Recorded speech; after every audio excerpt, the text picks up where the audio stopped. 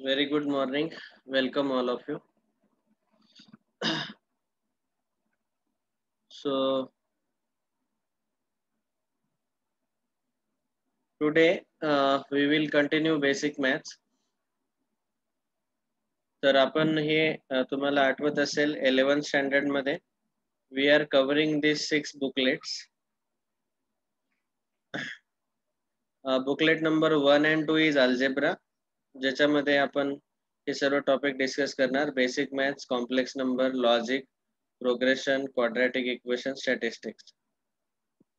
हे जे टॉपिक आहेत basic math, quadratic, progression, sequence, complex number, mathematical logic, statistics.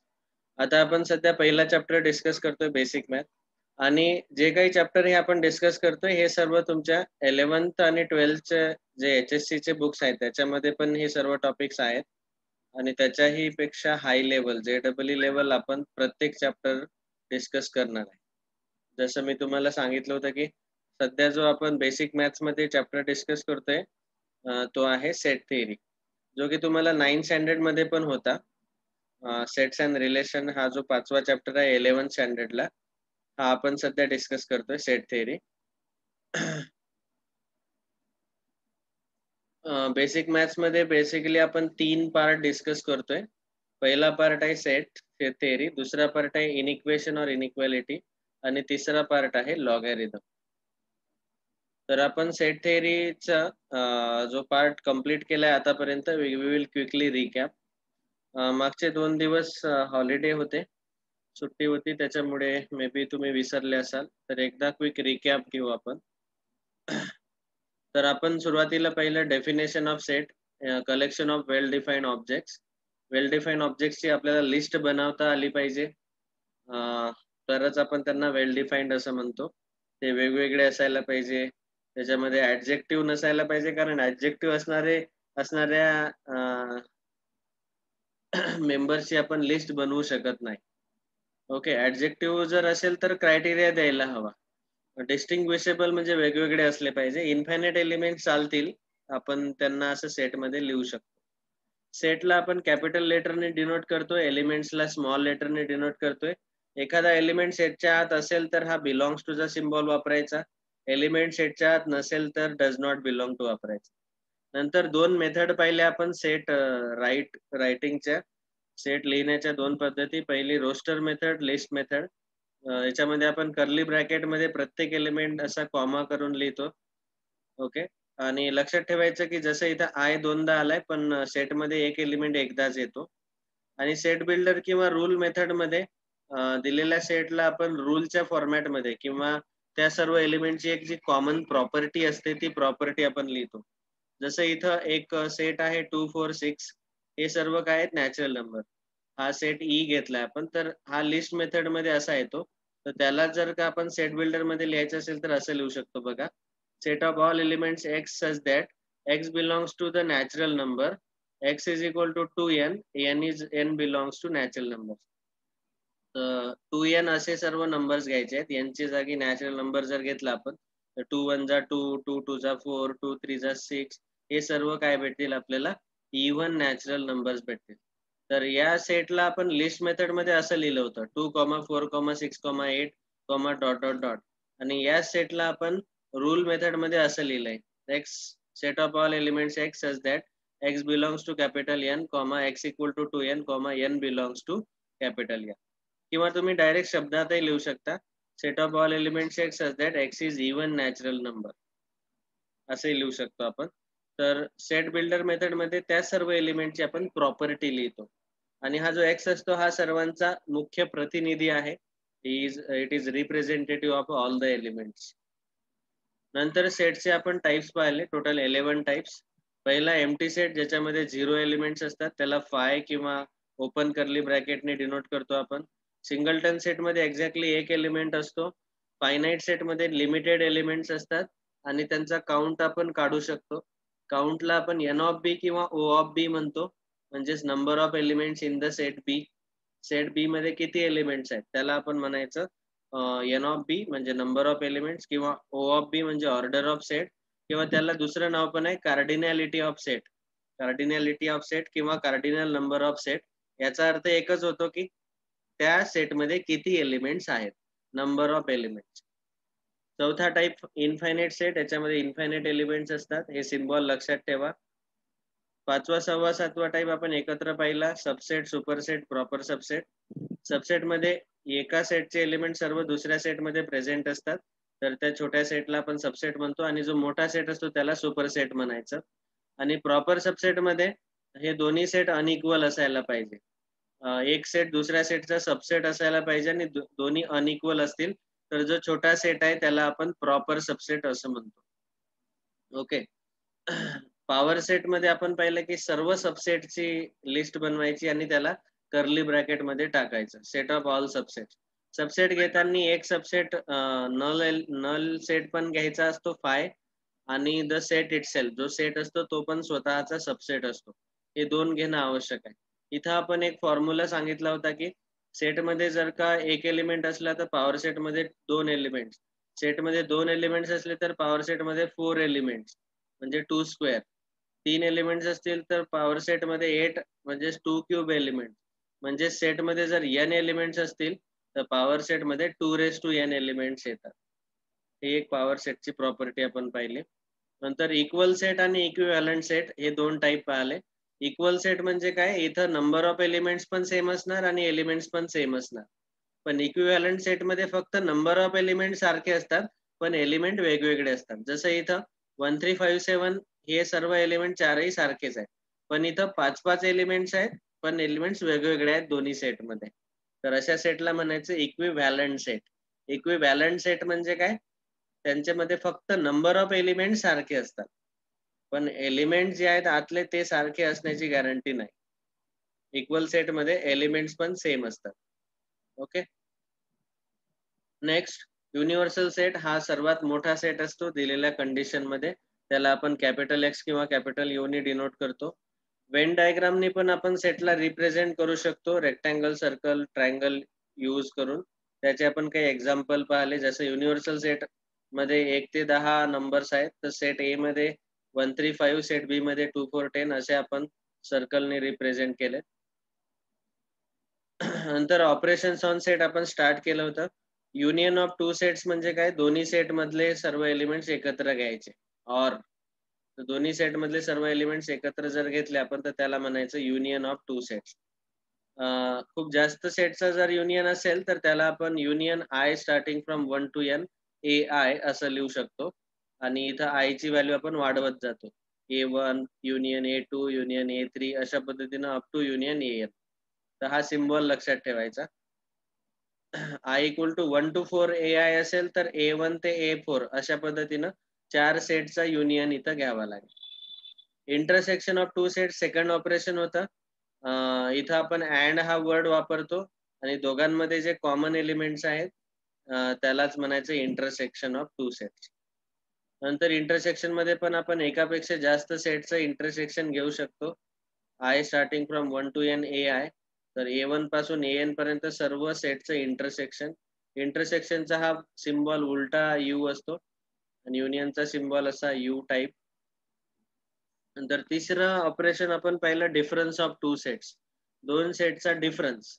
डिफरन्सचा अर्थ काय होतो, समजा मी A मायनस बी घेतला तर फक्त A मध्ये प्रेझेंट असणारे एलिमेंट घ्यायचे आणि जे B मध्ये आहेत ते डिलीट करायचे, डिस्कार्ड करायचे. तर इथं 1 3 5 7 हे 4 एलिमेंट A मध्ये आहेत, B मध्ये 5 7 9 11 हे एलिमेंट्स आहेत. तर यापैकी 1 आणि 3 आपण A मायनस बी मध्ये घेतलाय, बिकॉज A मायनस बी ची डेफिनेशन आहे set of all elements present in A but not in B. पण B मध्ये हे 5 7 प्रेझेंट असल्यामुळे आपण घेतले नाही. तर हा जो एवढा पार्ट आहे हा आहे A मायनस बी. इथं दाखवलेला आहे डायग्राम मध्ये, हा एवढा पार्ट A मायनस बी आहे, आणि इकडला पार्ट जर आहे हा घेतला आपण तर हा आहे B minus a, only b मध्ये प्रेझेंट असणारे एलिमेंट्स. त्याची डेफिनेशन आपण लिहिली, x belongs to A and x does not belong to B. A minus b ची डेफिनेशन, B मायनस ए ची definition x belongs to B and x does not belong to A. Only B मध्ये present असणारे जर घेतले तर B minus ए. Okay. नंतर या दोन्ही डिफरन्सचा जर का आपण युनियन घेतला A मायनस बी आणि B मायनस ए चा, तर आपल्याला भेटतो सिमेट्रिक डिफरन्स. सिमेट्रिक डिफरन्स घेताना आपण हा ट्रायंगल म्हणजे त्याला आपण डेल्टा म्हणतो, तर डेल्टा हा सिम्बॉल वापरतो. तर आपल्याला समजा सेट ए दिलाय 1 3 5 7 बी 5 7 9 11, तर ए मायनस बी मला 1 3 भेटेल, बी मायनस ए 9 11 भेटेल. दोघांचा युनियन घेतला आपण तर 1 3 9 11, तर तो झाला ए डेल्टा बी, ए सिमेट्रिक डिफरन्स बी. तर हे झालं चौथं ऑपरेशन. पाचवं ऑपरेशन आहे डिसजॉइंट सेट. डिसजॉइंट सेट मतलब म्हणजे त्यांच्यामध्ये काही जॉईंट नाही, ते वेगवेगळे आहेत. त्यांचा जर इंटरसेक्शन घेतला आपण तर त्यांच्यामध्ये कॉमन एलिमेंट्स बिलकुल भेटणार नाहीत, म्हणून त्यांचा इंटरसेक्शन आपल्याला नल सेट भेटतो, एम्प्टी सेट भेटतो. आता लास्ट सहावं ऑपरेशन आहे कॉम्प्लिमेंट ऑफ अ सेट. याचं डिस्कशन आपण क्विकली घेऊन टाकू. आतापर्यंत डिस्कशन केलेल्या मध्ये काही डाऊट आहे का? सर्वांना समजलं का?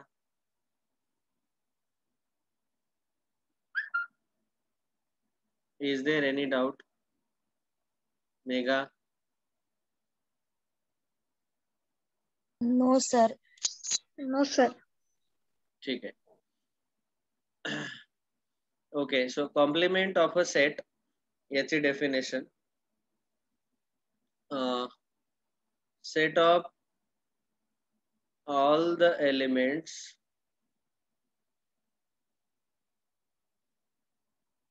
present in universal set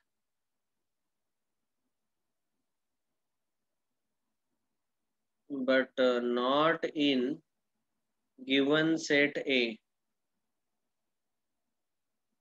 comma, is called as complement of set A.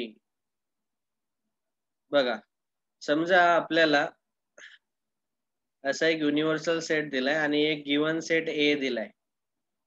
आता युनिव्हर्सल सेट मध्ये असणारे सर्व एलिमेंट्स पण सेट ए मध्ये नसणारे एलिमेंट्स, हे जे बाहेरचे एलिमेंट्स आहेत ए सेटच्या बाहेरचे, त्याला म्हणायचं ए कॉम्प्लिमेंट. आणि ए कॉम्प्लिमेंटला आपण डिनोट करतो, खाली लिहायचं it is denoted by A dash और ए रेस टू स्मॉल सी. त्याला आपण ए डॅश किंवा ए रेस टू स्मॉल सी ने डिनोट करतो. तर युनिव्हर्सल सेटचा जो पार्ट आहे त्याच्या व्यतिरिक्त जो बाहेरचा युनिव्हर्सल सेटचा बाहेर सेट ए च्या बाहेरचा जो पार्ट आहे त्याला म्हणायचं ए डॅश, ए कॉम्प्लिमेंट. ठीक आहे.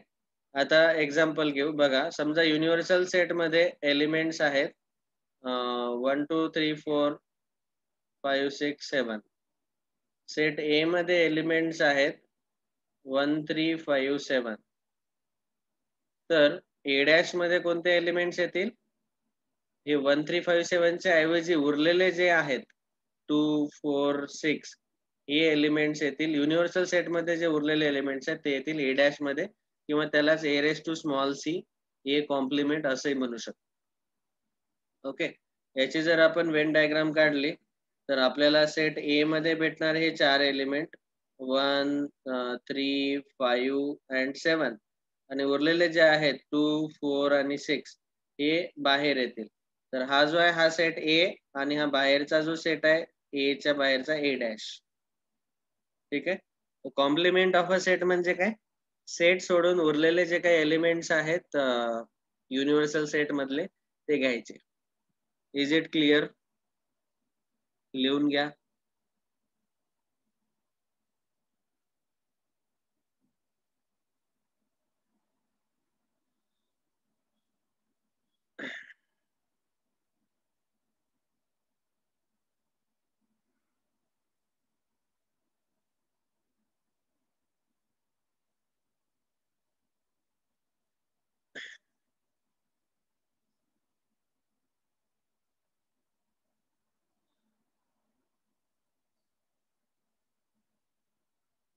हा जो सेट थेअरी चॅप्टर आहे हा प्रत्येक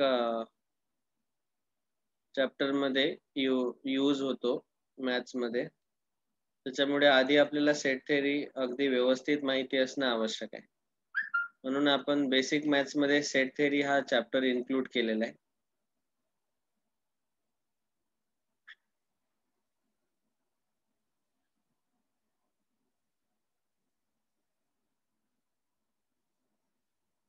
तर हे झालं sixth operation, complement of a set. Set of all elements present in the universal set but not in the given set A is called complement of set A.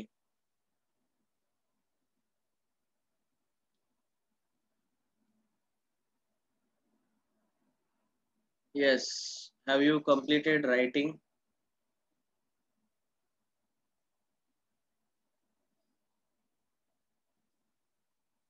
लिहून झालंय का?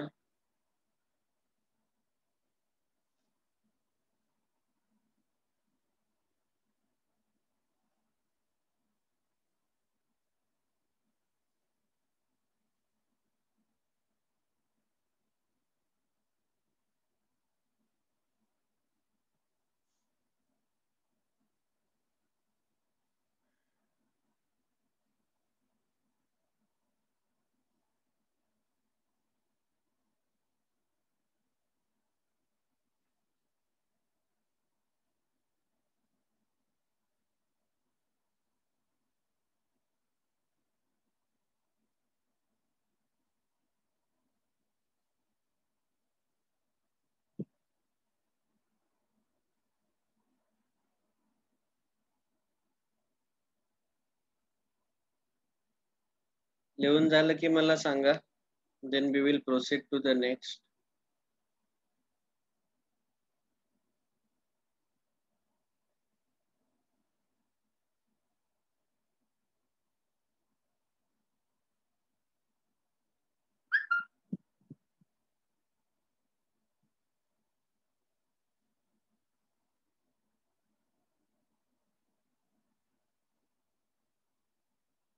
Okay. So हे झाले 6 operation, 6 operations on the set. बघा या पूर्ण chapter मध्ये आतापर्यंत आपण आता काय काय पाहिले? Quick recap. फर्स्ट पार्ट पहिला, सेटची डेफिनेशन. सेकंड पार्ट पहिला, methods to write the set. दोन मेथड होत्या, एक लिस्ट मेथड आणि एक रूल मेथड. तिसरा पार्ट आपण पहिला, we have seen types of set. तर टोटल 11 टाइप्स आपण पाहिले. नंतर चौथा पार्ट आपण डिस्कस केलाय आता, ऑपरेशन्स ऑन सेट. तर टोटल 6 ऑपरेशन आपण पाहिले. ठीक आहे. Now the fifth part is properties of operations on sets. Okay. आणि सिक्स्थ पार्ट आहे वर्ड प्रॉब्लेम्स. आपण काही क्वेश्चन सॉल्व करणार आहे, word problems, day to day life मधले क्वेश्चन्स. तर हे टोटल 6 सब टॉपिक आहेत या चॅप्टर मध्ये. त्यातला आता आपण 5वा आणि 6वा राहिलाय. आणि मी तुम्हाला होमवर्क याच्यासाठी दिलं नाही कारण की तुम्ही बघू शकता आपले जे बुकलेट्स आहेत याची PDF मी तुम्हाला पाठवणारच आहे. तर आपल्या बुकलेट मध्ये हा जो पहिला सिनॉप्सिस आहे याच्यामध्ये हे सर्वच काही डिस्कस केलेलं आहे. आता आपण काही इम्पॉर्टंट रिझल्ट्स आणि प्रॉपर्टीज डिस्कस करणार आहे. त्याला आपण laws of algebra of set असंही म्हणू शकतो. याला स्लॅश करून laws of algebra of set असंही म्हणू शकतो. हे सर्व लॉज आपण डिस्कस करणार आहे. आणि त्याच्यानंतर तुम्ही बघू शकता की हा एवढा थेअरी पार्ट झाल्यानंतर आपल्याला दिलेले आहे क्लास असाइनमेंट नंबर 1. हे क्लासमध्ये घेण्याचे क्वेश्चन आहेत आणि सेम टाईपचे क्वेश्चन तुम्हाला होम असाइनमेंट नंबर 1. तर पूर्ण सेट चॅप्टर जो आहे त्याच्यावरती ह्या पूर्ण क्लास असाइनमेंट आणि होम असाइनमेंट दिलेली आहे. ओके. आणि हे जे सर्व क्वेश्चन आपण घेतलेत हे सर्व ऑब्जेक्टिव्ह क्वेश्चन्स आपल्या HSC बोर्ड आणि NCERT बोर्ड, CBSE बोर्ड दोघांचे मिक्स आहेत, combination. It is from both. कारण दोन्ही बोर्ड मध्ये खूप काही केसेस मध्ये CBSE बोर्डाच्या बुक मध्ये हा चॅप्टर व्यवस्थित दिलाय, काही केस मध्ये HSC board. So we are covering like this for every single chapter. Okay, असे किती चॅप्टर आहेत तुम्हाला दाखवून देतो बघा. बुकलेट 1 मध्ये हे पाहिले आपण किती 1 2 3 4 5 6 चॅप्टर. बुकलेट 2 मध्ये आहेत 1 2 3 4 चॅप्टर. बुकलेट 3 मध्ये आहेत 3 चॅप्टर्स. So 6 + 4 10 + 3 13 14 15 16 17 18 19 20 21 22 23 24 24 chapters. हे पूर्ण आपल्याला 2 वर्ष शिकायचे असतात, पूर्ण 11th आणि 12th मध्ये. ओके, ऍक्च्युली आपल्या बुक मध्ये ते टोटल 30 चॅप्टर्स होत आहेत. ओके, नाव सेट थेअरी मध्ये आपल्याला डिस्कस करायचे आहेत काही फॉर्म्युले आणि properties. So the next heading is we will give this heading properties of operation or laws of algebra of sets. We are going to anyways discuss. Before that, we will see some important results on number of elements in sets. Okay,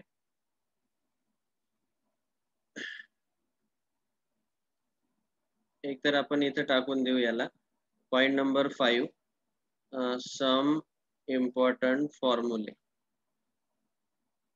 नंतर हा number 6 properties of operation, number 7 word problem. Okay, so number 5 some important formulae.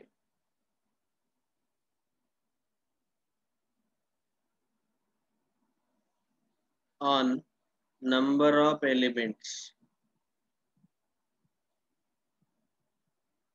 Okay, हे फॉर्म्युले अतिशय महत्वाचे आहेत. यापैकी एक formula तुम्ही already 9th standard मध्ये शिकलेले आहात, आणखी त्याला आपण एक्सटेंड करू पुढे. बघा, हा फॉर्म्युला तुम्ही शिकलेले आहात. आपल्याला इथं काय दिले, ABC are finite sets and U is the finite universal set. तर इथं आपण लिहून काढू की इथं ABC जे आहेत हे तीनही फायनाइट सेट आहेत आणि युनिव्हर्सल सेट हा U आहे, युनिव्हर्सल सेट. ओके, तर पहिला फॉर्म्युला आपल्याला दिलाय, number of elements in A union B is equal to N of A plus N of B minus N of A intersection B. हा formula अगदी simple आहे. प्रत्येक फॉर्म्युला आपण वेन डायग्रामने समजू शकतो. तर मी प्रत्येक फॉर्म्युलाचं एक्सप्लेनेशन जेवढे पॉसिबल आहे तेवढे क्लासमध्ये डिस्कस करू. काही फॉर्म्युलाचं एक्सप्लेनेशन तुम्ही स्वतः वेन डायग्राम काढून चेक करू शकता. बघा आता A युनियन B चा अर्थ होतो हा पूर्ण पार्ट, सेट A B आणि दोघांचा कॉमन पार्ट, हा पूर्ण पार्ट असतो A union B. Okay, A union B. तर number of elements in A union B जर काढायचे असतील मला, तर सेट A चे सर्व एलिमेंट्स घ्यायचे, सेट B चे सर्व एलिमेंट्स घ्यायचे. पण आता काय झालंय प्रॉब्लेम, सेट A आणि B चे सर्व एलिमेंट्स घेताना सेट A चे जेव्हा एलिमेंट्स आपण घेतले तेव्हा या दोघांचा जो कॉमन पार्ट आहे, हा ब्लू वाला, ज्याला आपण A इंटरसेक्शन B म्हणतो, हा वाला पार्ट जो आहे हा काउंट झालाय आणि N of B घेताना पण हा वाला पार्ट परत एकदा काउंट झालाय. म्हणजे हा जो कॉमन पार्ट आहे हा दोनदा काउंट झालाय, पण आपल्याला त्यातले एलिमेंट्स एकदाच काउंट करायचे आहेत, म्हणून त्याला इथं एकदा आपण मायनस केलं, minus N of A intersection B. Okay, intersection म्हणजे कॉमन पार्ट. हा फॉर्म्युला सर्वांच्या लक्षात आला का? Yes or no?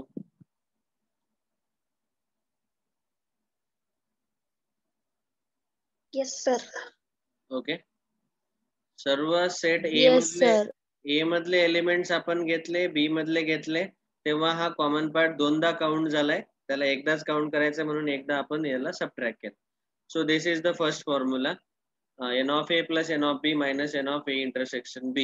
लिहून घ्या fast.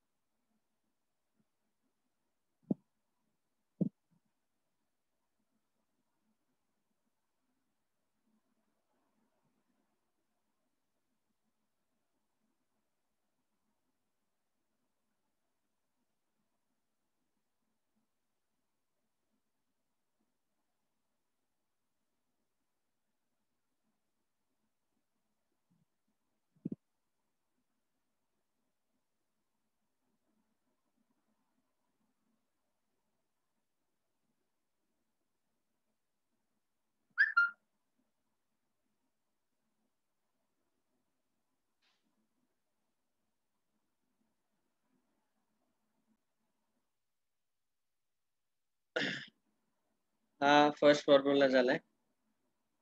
Next we will discuss नाव याच फॉर्म्युलाचं सेकंड व्हेरिएशन असं दिलंय बघा. जर का हे दोन्ही ए आणि बी डिसजॉईंट सेट असतील, डिसजॉईंट सेट्स म्हणजे काय, तर सेकंड फॉर्म्युला, तर डिसजॉईंट सेट्स म्हणजे असे सेट ज्यांच्यामध्ये कॉमन पार्ट जो आहे तो काहीच नसेल. एक सेट ए असा आहे, सेट बी असा आहे, यांचा इंटरसेक्शन जो आहे तो 0 येईल.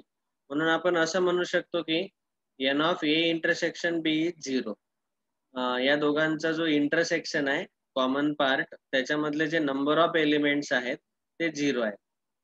तर इथं आपला फॉर्म्युला आहे n of A union B is equal to n of A plus n of B minus n of A intersection B. पण n of A intersection B 0च आहे, म्हणून n of A intersection B घेण्याची गरज नाही. तर जर समजा ए आणि बी हे दोन्हीही डिसजॉईंट सेट्स असतील, डिसजॉईंट सेट्स, तर त्या केसमध्ये फॉर्म्युला फक्त एवढाच येईल, कारण इथं ए इंटरसेक्शन बी चे नंबर ऑफ एलिमेंट्स 0 येतील. ओके. हा सेकंड लिहून घ्या.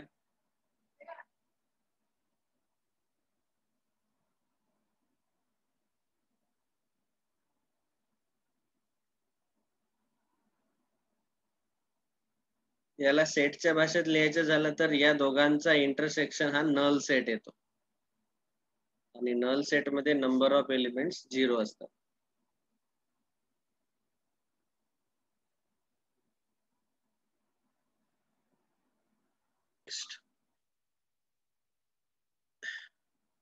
Formula number 3, n of A minus B किंवा n of B minus A, याचा जर का फॉर्म्युला आपल्याला काढायचा असेल तर बघा वेन डायग्राम वरनं आपल्या इझिली लक्षात येईल. हे दोन्ही सेट जर असे एकमेकांना इंटरसेक्ट होत असतील, सेट ए आणि सेट बी, तर हा जो एवढा पार्ट आहे हा असतो एन ए मायनस बी, ठीक आहे. आणि हा जो या साईडचा पार्ट आहे हा असतो बी मायनस ए. तर आपल्याला एन ऑफ ए मायनस बी काढायचा असेल तर पूर्ण सेट ए मधून, म्हणजे आपण असं म्हणू शकतो N of A number of elements in set A मधून आपण या दोघांमध्ये जे कॉमन एलिमेंट्स आहेत ते मायनस करायचे. हा जो कॉमन पार्ट आहे ना हा सबट्रॅक्ट करतोय आपण, दोघांचा जो ए इंटरसेक्शन बी आहे तो सबट्रॅक्ट करतोय, म्हणजे आपल्याला एन ऑफ ए मायनस बी भेटेल. ओके. आणि दुसरा किंवा एन ऑफ बी मायनस ए काढायचा असेल तर एन ऑफ बी मधून हा जो कॉमन वाला पार्ट आहे हा परत सबट्रॅक्ट करायचा एन ऑफ ए इंटरसेक्शन बी. अशा पद्धतीने आपण एन ऑफ ए मायनस बी आणि एन ऑफ बी मायनस ए चा फॉर्म्युला लिहू शकतो. Right down quickly. अर्थासहित समजून घ्या, प्रत्येक फॉर्म्युल्यासाठी आपण वेन डायग्राम काढत आहे. वेन डायग्राम वरून इझिली लक्षात येतो फॉर्म्युला.